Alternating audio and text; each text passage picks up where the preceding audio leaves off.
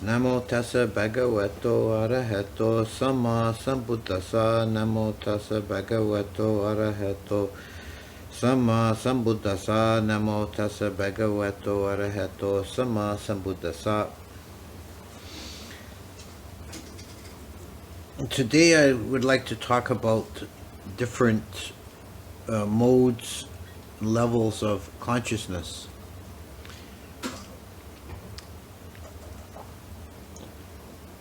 The chitta, the pure awareness, is not really complicated. It's just a pure knowing. But the experience of it is various. Every person during the course of a day, the course of a 24-hour period, experiences at least three quite different modes of consciousness. There's the waking consciousness, there's dreaming consciousness, and there's deep sleep. And all these are quite different.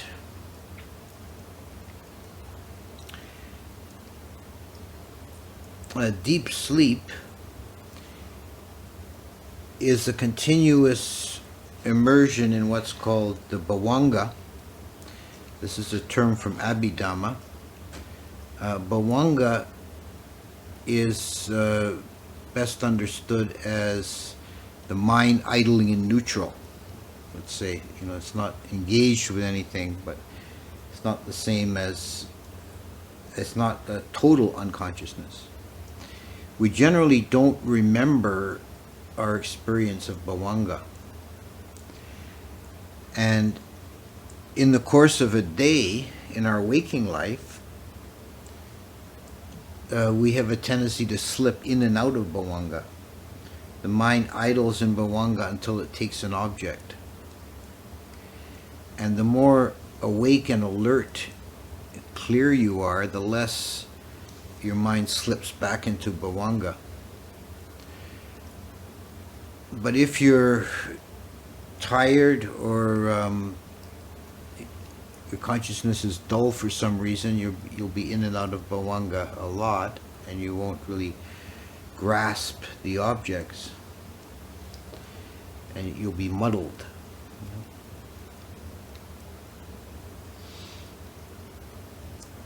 Also, according to Abhidhamma, bhavanga is, in a sense, it works as a link between lifetimes, because the quality of your bhavanga, the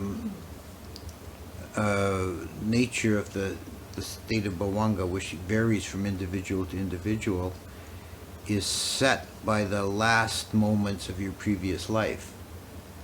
At that time, the mind takes a sign, a nimitta, some kind of an image, and that becomes imprinted in the mind, and in the next life, that's the bhavanga object. But normally we don't retrieve that. We don't, because the bhavanga is such a low level of consciousness, we don't normally recall the bhavanga state. And then when the mind takes an object, it's said that the bhavanga vibrates, and this is all from Abhidhamma. The bhavanga vibrates at the presence of an object, and it goes and takes the object, and then it leaves bhavanga, and consciousness is then taking object through one of the senses, which includes the mind sense, which is aware of mental objects, or the five physical senses, which are aware of external objects. And in our ordinary waking life, this consciousness, which is called vijnana, as it operates through the senses, this vijnana is intimately involved with another aggregate, the aggregate of perception, or sanya. They work so closely together, it's really nearly impossible to experientially separate them. Not entirely. Sometimes if you're very quick and sharp in meditation, you can distinguish. But it's difficult, and normally we don't distinguish them at all. They just happen, as a pair. Consciousness takes an object as raw data. Like eye consciousness perceives colors and shapes. Ear consciousness perceives amplitude and frequency.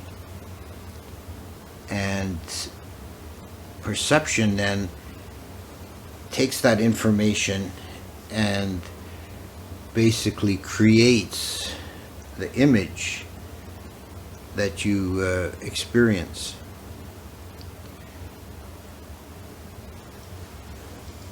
So you're not conscious. Vijnana is not conscious of a specific external object. Like if there's an apple on the table, Vijnana just knows color red and round shape, and the sanya then identifies that as an apple. And the operation of sanya is very complex, and it's also educable. If you're looking at the apple and you know about varieties of apples, you could say, oh, that's a Macintosh, that's a Red Delicious, whatever. That's also a faculty of sanya, which works with memory and is trained and to be more precise. Sanya is also somewhat unreliable at times, because it has a creative aspect. We're basically creating a simulation of the external world based on inputs from the senses. And the world we actually experience is not, we don't experience the outer world directly, we only experience our own mind, the imitation or simulation of the world that our mind creates for us.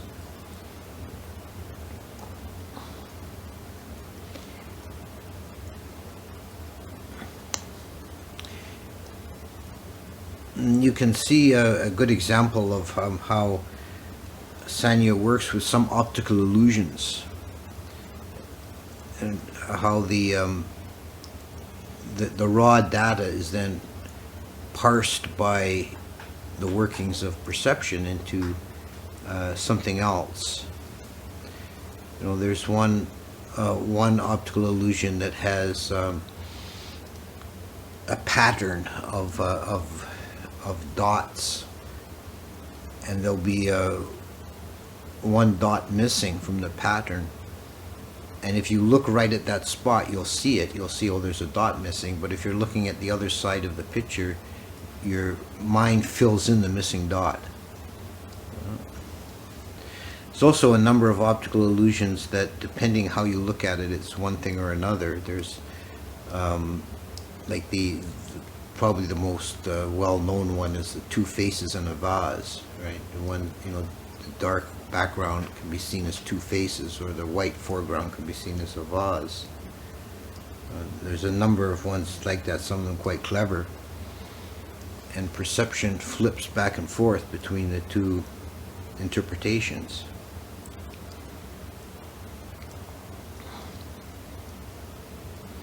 This simulation that we live in is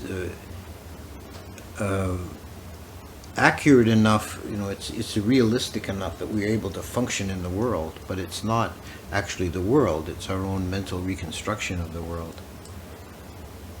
And for different species of animals, they have different sensory apparatus. They live in quite different perceptual worlds. Imagine a bat that's almost blind and navigates by echolocation. Their world that they live in is quite different than our world. And there are insects that can and birds as well, that can perceive colors that we can't perceive, that are beyond the ultraviolet spectrum. So they see additional colors that we can't even really imagine what they are.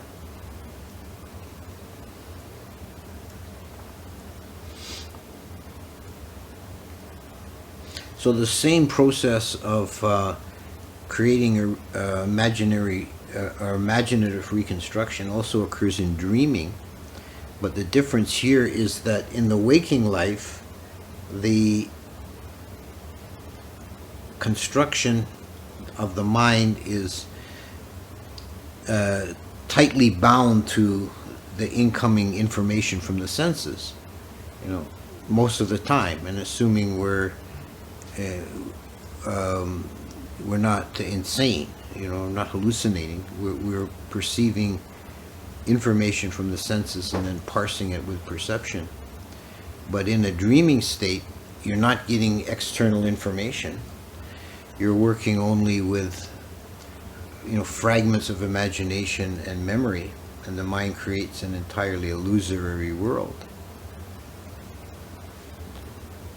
The Buddha said about dreaming, there's different kinds of dreams. He said that some dreams are memories of the past or visions of the past, meaning past lives. Some dreams are visions of the future. Some are messages from the devas, and some are just wind in the belly. That's probably the great majority of our dreams. It's just kind of mind just spitting nonsense. But there is possibility in that state of dreaming to have to get some deep meaning, that it can occur, that there's some connection to past, future, or even messages from devas.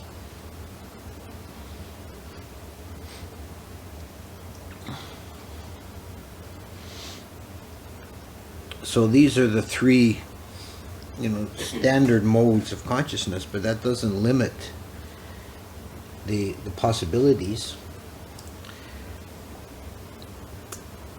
In the Abhidhamma analysis of consciousness, there's a discussion of 4 levels of consciousness, or bhumis, or planes, or levels. The base level is the kama bhumi, the level of sensuality, which is the ordinary default mode of consciousness for human beings.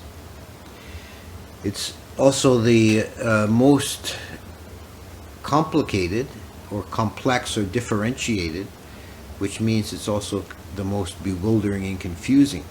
We get lost in it. And it has a very wide range. The range of beings that operate in this level includes everything from the lowest hell realms up to the 6 sensual heavens.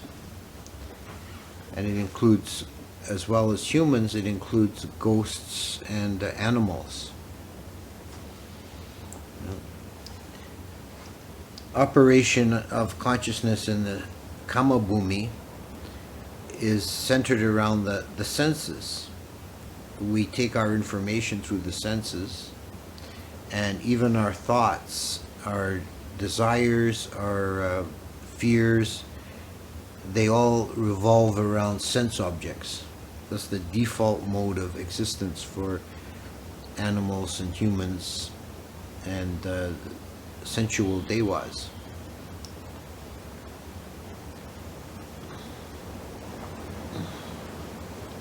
In the deva realms,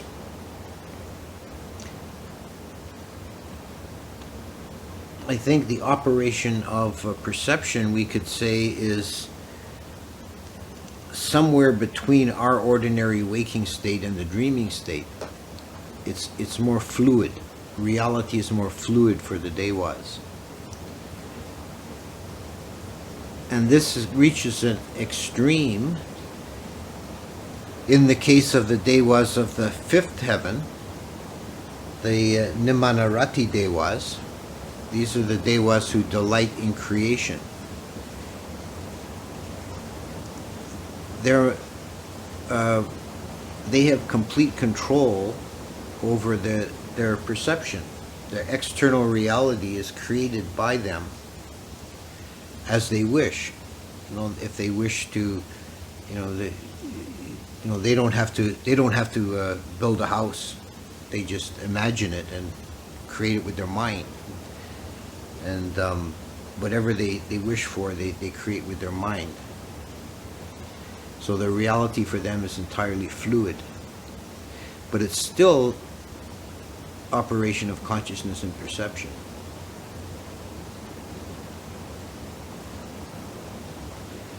There's an interesting passage by Zen Master Dogen in his Rivers and Mountains Sutra.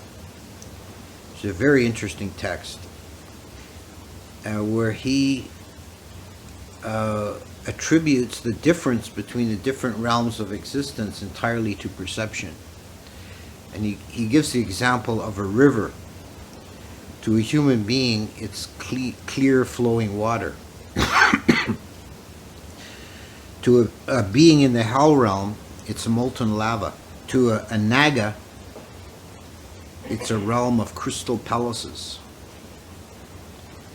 So the same external base reality, which we never really ever touch, is experienced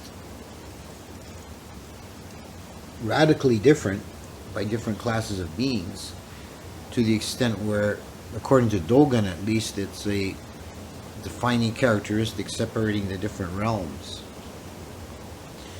We can train our consciousness, which is the purpose of meditation,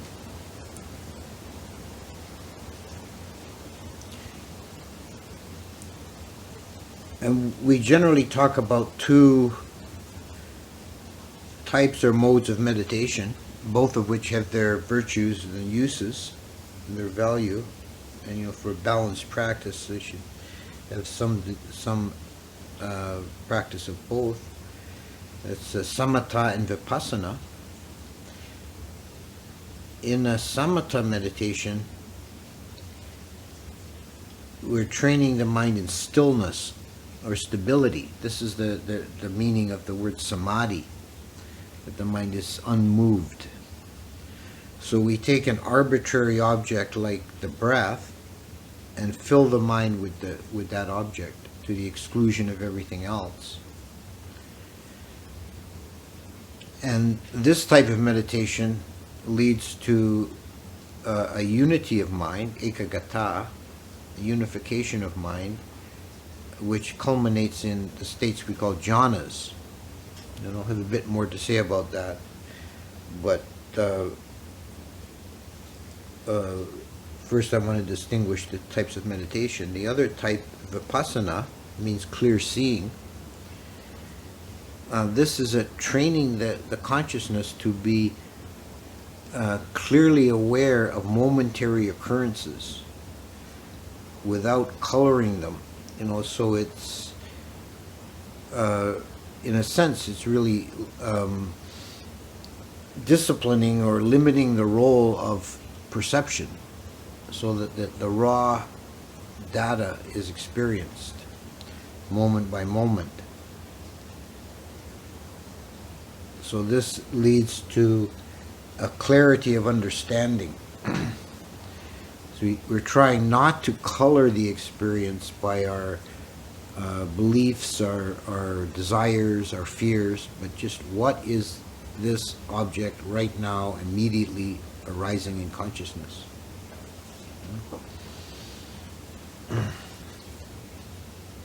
So returning to the concept of the four levels of consciousness, samatha meditation, as I said, leads into jhana, and that experience of jhana is actually a phase shift of consciousness. It's now in the second level of 4, which is called the Rupa Bhumi, or the realm of form. And it's called that to distinguish it from the third level, which is Arupa Bhumi, the realm of the formless, or the level of the formless. Now, each of these levels, these 2 levels, have can be distinguished as an attainment or as an existence. And that's a distinguishing category that's recognized in Abhidhamma. As an attainment, it means that a human being in the Kama Bhumi has practiced meditation and has attained that level of consciousness and is experiencing it. As an existence, it means that someone is reborn into a level of being that has that mode of consciousness as the default. You know? And in the case of the realm of form, that means the Brahmas, the Brahma gods. The Brahma gods are well beyond the level of the Devas. The Devas are closer to us in experience than they are to the Brahmas. There's a great gulf between the Devas and the Brahmas. The Brahmas are beyond the realm of sense experience. They have only the functional senses of sight and hearing, and they don't have any desire for sense objects. They have they're not perfect. They can have defilements of false view and pride and the desire for being, the desire for mastery, but they don't desire sense objects. They don't eat in the ordinary way. They feed on bliss, internally generated sukha and piti. So they don't have genders. They're not distinguished as male and female. They're all just classified as beings. The separation into genders is a characteristic of the Kama Bhumi level. Beyond that, it doesn't apply. So this is an analog to the state of experience of a human being who's in jhana. That they are beyond, at that time, while they're in jhana, they're beyond the desire for sense objects, and their mind is unified. There are 4 jhanas, and there's 4 levels in the Brahma world corresponding. The Brahmas of the second level are called the Abhasara Brahmas. They're beyond thought conception. So thought conception doesn't occur in second jhana, and it doesn't occur for the Abhasara Brahmas. Their main experience is rapture, is happiness, which we call piti. Third level, Subhakina, they experience bliss. And the difference between, this is piti and sukha, rapture and bliss. The difference with bliss is that it's a calm, oceanic kind of happiness. Whereas there's a thrilling aspect to piti, there is not in sukha. There's no physical reaction. With piti, there's a physical component that the meditator can experience spine rushes or tingles, goosebumps, many sorts of things like that. But this is not present with sukha. The only bodily expression is a complete sense of ease and well-being in the body, but no movement. And this is distinguished in the Brahma gods with their radiance. All the Brahma gods are radiant. The Abhasara beings, their radiance is said to flicker like a torch, and the Subhakina Brahmas, their radiance is said to be steady like the full moon. So you can see the obvious metaphor. Then the fourth level is equanimity. The Brahmas of the great fruit, they're beyond bliss. They just experience this profound, peaceful existence. We can see an example of the characteristics of the Brahmas and the characteristics of the Jhanas in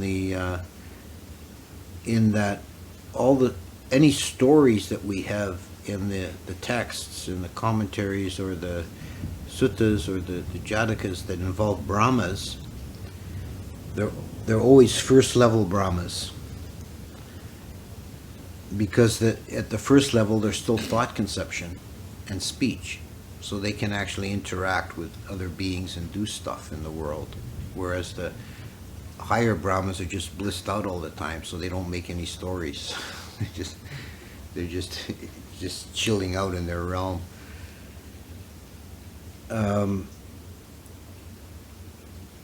Then there's another phase shift of consciousness going beyond the realm of form into the realm of the formless, which is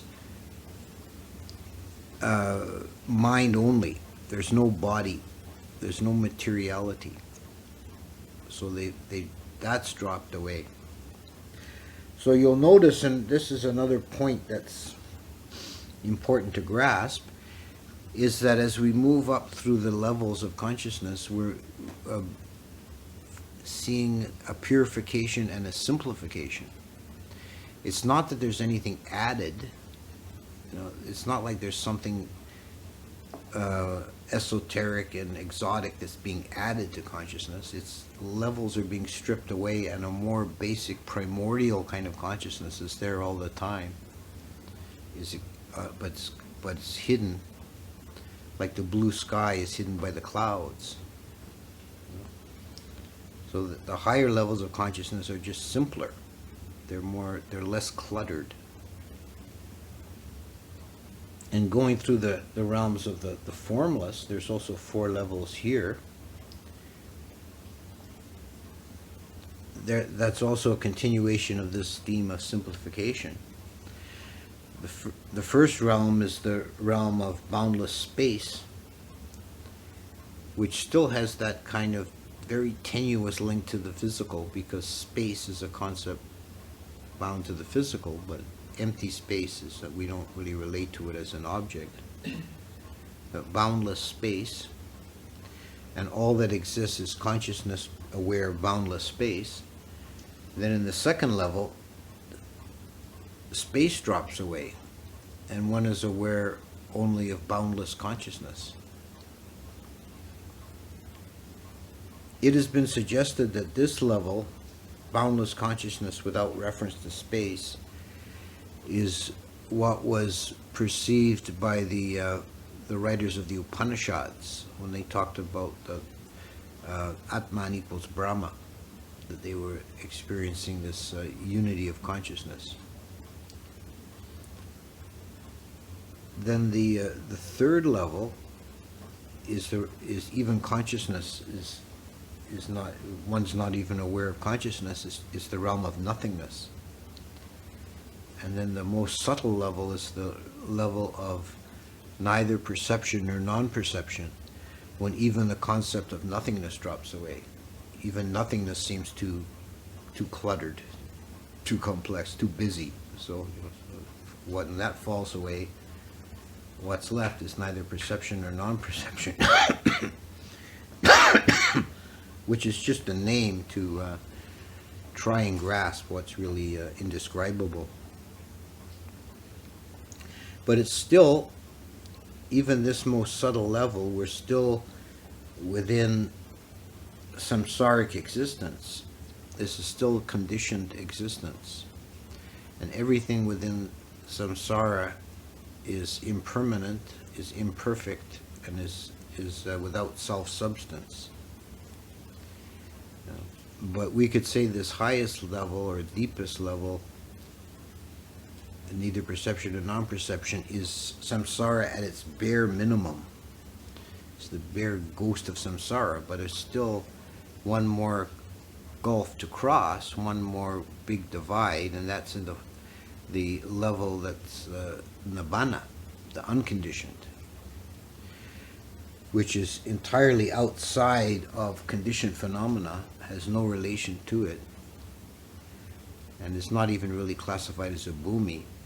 It's just outside of the system altogether.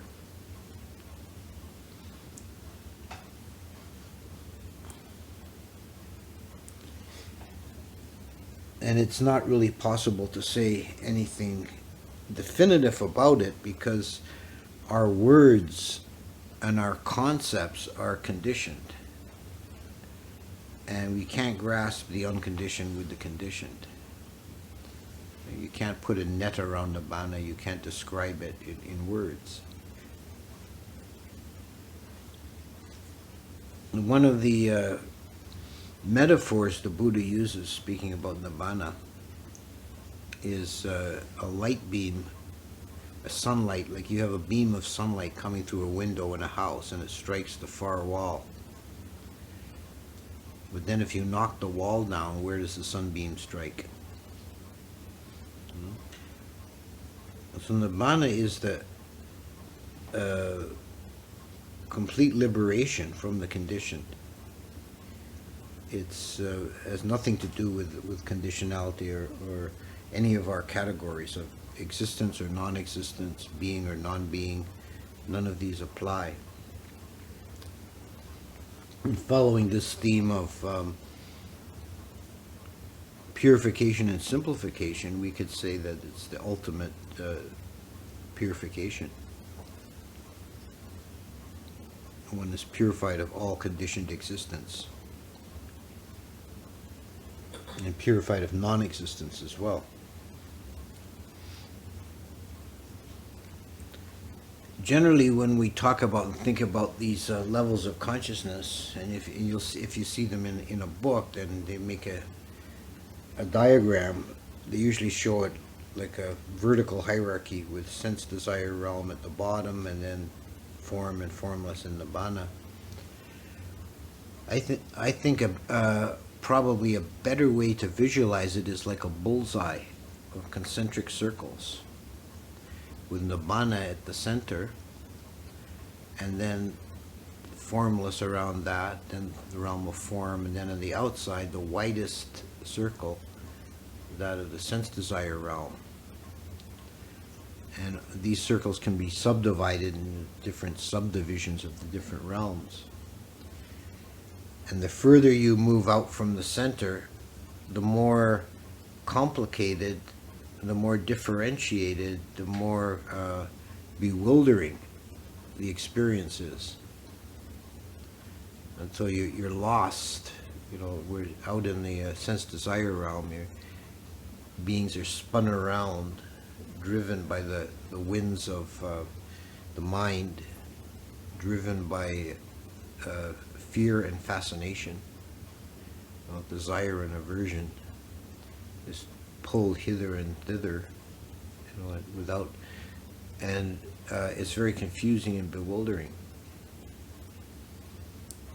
And we purify and simplify, then we drop away whole layers of stuff. So, using this bullseye analogy, if you enter jhana, you've like shed temporarily an entire level of samsara. You haven't escaped samsara, but you've simplified it. There's less of it to deal with. You've dropped the whole level away.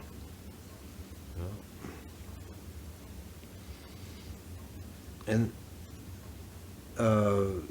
this way of looking at it as purification and simplification is the most skillful way to approach meditation and spiritual progress, rather than thinking of gaining something or going somewhere. There's nothing to gain and nowhere to go. We're trying to lose stuff, drop things away, and experience a more natural and primordial state of mind.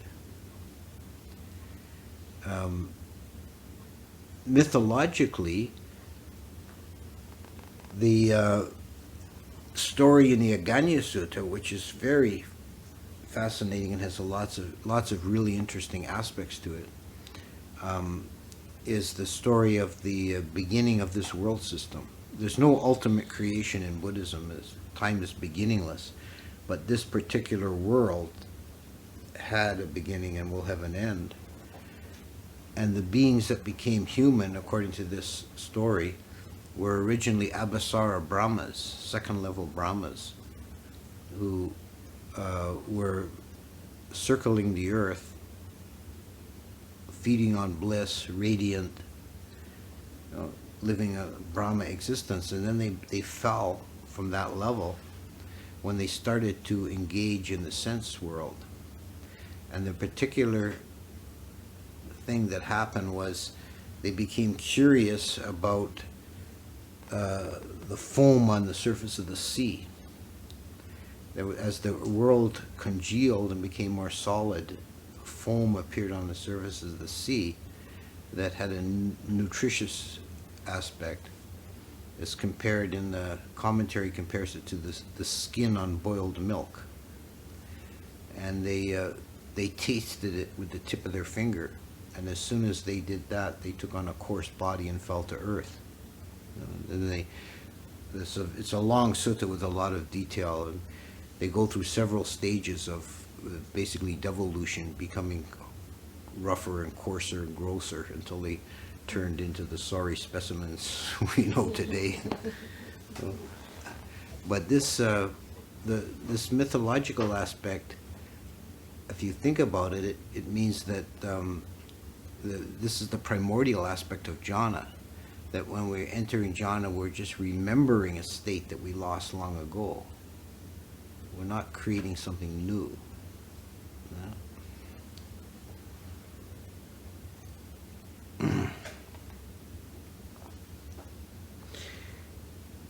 So in summary, we have all these different levels of consciousness and different modes and different activities that we can do to experience different levels of consciousness.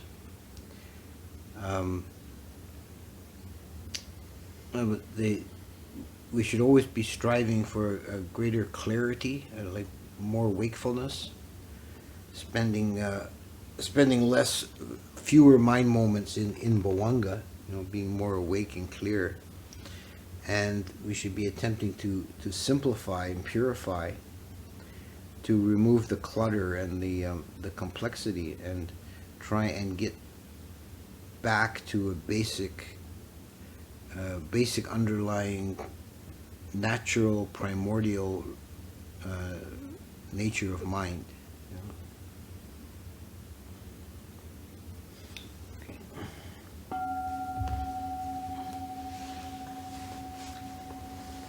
Andamayam Dhammakataya Sadhu Garanda Dhammase Sadhu Sadhu Sadhu Anumodam